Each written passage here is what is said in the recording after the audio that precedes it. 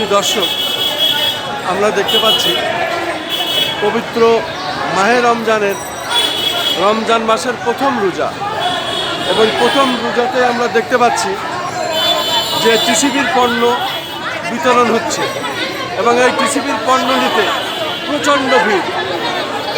আমরা দেখতে পাচ্ছি যে অবস্থা টিসিবির পণ্য নিতে, সেটা আমি দেখানোর চেষ্টা করছি। আসলে প্রচণ্ড ভিড়।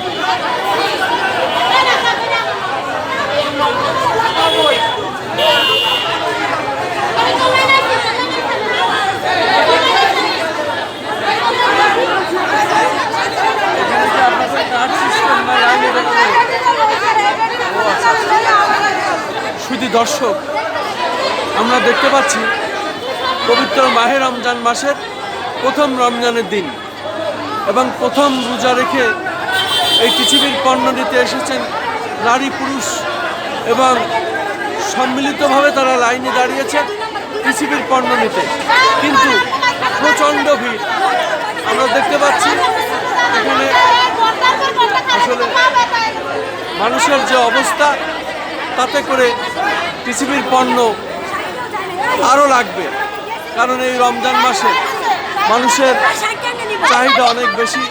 এই রোজার মাসে মানুষের টাকা দরকার, রোজার মাসে মানুষের দরকার ইফতারি, সেহরি এবং বিভিন্ন খাদ্যপণ্য সহজলভ্য দরকার।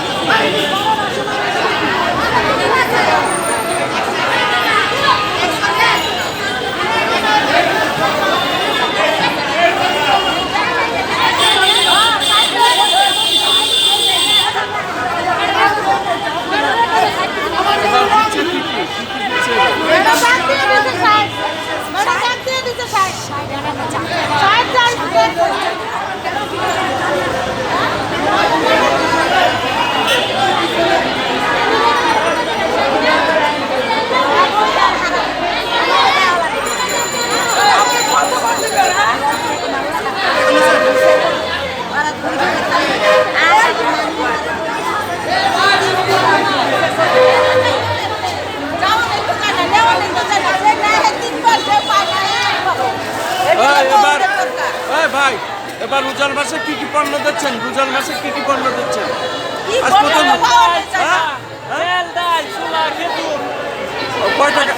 কত টাকার ইয়ে?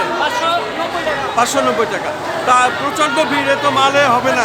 আপনারা মাল সংখ্যা বাড়াতে পারেন না, বলতে পারেন না? ও, উপর থেকে যা দেবে তাই। আচ্ছা আচ্ছা আচ্ছা।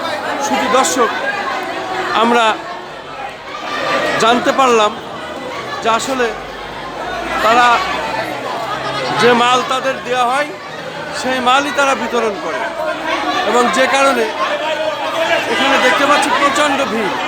কিন্তু এই মাল শেষমেশ অনেকে পায় না, অনেকে হতাশ হয়ে ফিরে যায়। আমরা দেখতে পাচ্ছি প্রচণ্ড ভিড়, প্রচণ্ড মানুষের হুড়োহুড়ি, কিন্তু আসলে এই মাল নেওয়ার জন্য সব পরিবেশের মানুষেরা এখানে আসেন, কিন্তু মাল না পেয়ে অনেকে ব্যর্থ ফিরে যান। আমি খন্দকার মাসুদুজ্জামান, ধারাবাহিকভাবে যেটা আমি দেখে যাই, ঠিক আজকেও দেখে যাচ্ছি। এই পবিত্র মাহে রমজানের আজকে প্রথম রোজা, পবিত্র মাহে রমজান এবং সিয়াম সাধনার মাস। এই প্রথম রমজানের দিনে আমরা দেখতে পাচ্ছি টিসিবির পণ্য নিতে নারী পুরুষ সম্মিলিতভাবে এসেছেন, কিন্তু প্রচণ্ড ভিড়, এই মালে সম্ভব না। অতএব যথাযথ কর্তৃপক্ষ এটিকে আরও খেয়াল রাখতে হবে, মালের সংখ্যা বৃদ্ধি করতে হবে, যেহেতু এই রোজার মাস, এই সিয়াম সাধনার মাস, পবিত্র রমজান মাসের প্রথম রমজান মাসেই আজ এই ভিড়। অতএব এই একটি মাস রোজা রাখবে মানুষ, এবং তাদের ইফতারির জন্য যেসব খাবার লাগে, খাদ্য লাগে, এইসবগুলো বেশি বেশি দিতে হবে। যথাযথ কর্তৃপক্ষের প্রতি আমি খন্দকার মাসুদুজ্জামান, আজকে রাজধানী ঢাকা থেকে এটা আমি দেখে যাচ্ছি।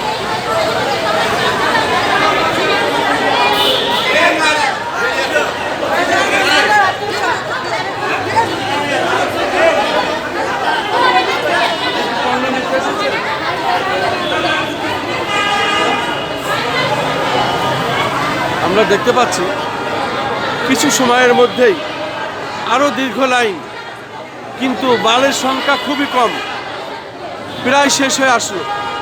এত লোক, কিন্তু প্রত্যেকেই তো এই মাল পাবে না, প্রত্যেকেই তো এই পণ্য পাবে না। শেষমেশ অনেকে হতাশ হয়ে ফিরে যাবে।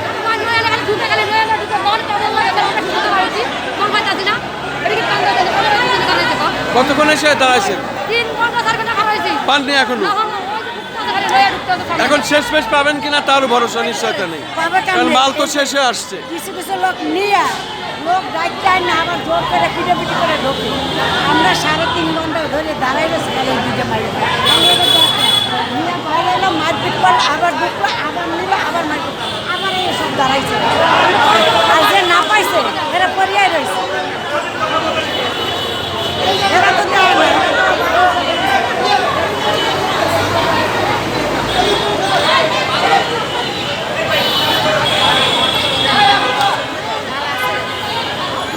শুধু দর্শক, আমরা শুনতে পেলাম ভুক্তভোগী যারা, তারা 3 ঘন্টা তার ঊর্ধ্বে লাইনে দাঁড়িয়ে আছেন, কিন্তু তারা এখনো পণ্যের ধারে কাছেও যেতে পারেননি।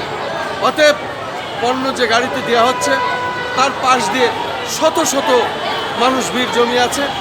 এখন কাকে থুয়ে কাকে দেবে, ঠেলাঠেলি, হুড়োহুড়ি, একটা কঠিন অবস্থা। আমি সেটা দেখানোর চেষ্টা করছি। তবে যথাযথ কর্তৃপক্ষের প্রতি আমার আহ্বান, পবিত্র এই মাহে রমজান মাস এবং এই রমজান মাসের প্রথম রমজানের দিনে আমি এই অবস্থাটা দেখছি, এটা অবশ্যই অন্তর্বর্তী সরকার এবং অন্তর্বর্তী সরকার প্রধানের প্রতি আমার আহ্বান, এই অন্তত পবিত্র মাহে রমজানের একটি মাস যথাযথ কর্তৃপক্ষ দিয়ে এবং বিপুল পরিমাণ পণ্যের ব্যবস্থা করুন, যাতে মানুষ এখান থেকে হতাশ হয়ে ফিরে না যায়।